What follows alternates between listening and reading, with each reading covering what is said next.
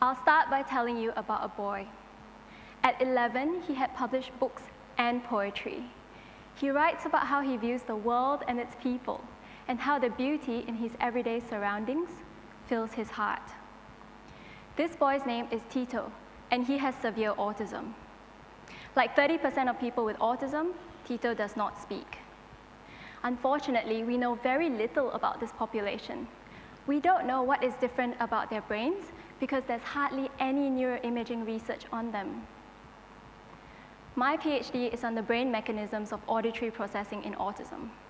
I'm interested in how kids with autism discriminate sounds and how this relates to their language outcomes.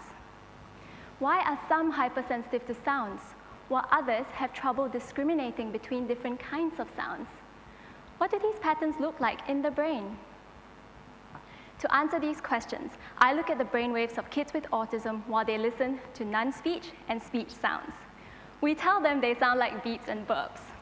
Beeps go beep, beep, beep. Burps go ah, ah, ah. We know that infants with autism do not respond to speech the same way typical kids do. This may affect how they communicate with and perceive our social world. To look at brainwaves, I use a neuroimaging technique called MEG.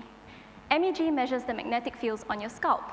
So every time you hear a sound, your brain cells fire, and it picks up these brainwaves. Using MEG, I tested 32 kids, all of whom were verbal, until I came across a certain girl. This girl has autism, is 9 years old, and has never spoken.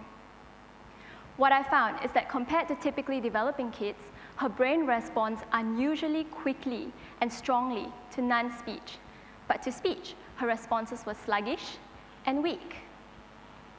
Of all the kids tested, she is the only one without language and also the only one with this unusual brain pattern.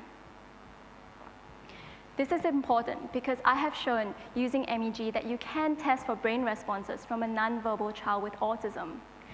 This has never been done before. It's also fascinating as it opens up new research questions. Firstly, why this difference? Secondly, would other non-verbal kids with autism, kids like Tito, show this pattern? I hope that my PhD will help uncover the neural causes of language impairment in autism, and ultimately lead to a better understanding of the minds of those with autism who do not speak. Thank you.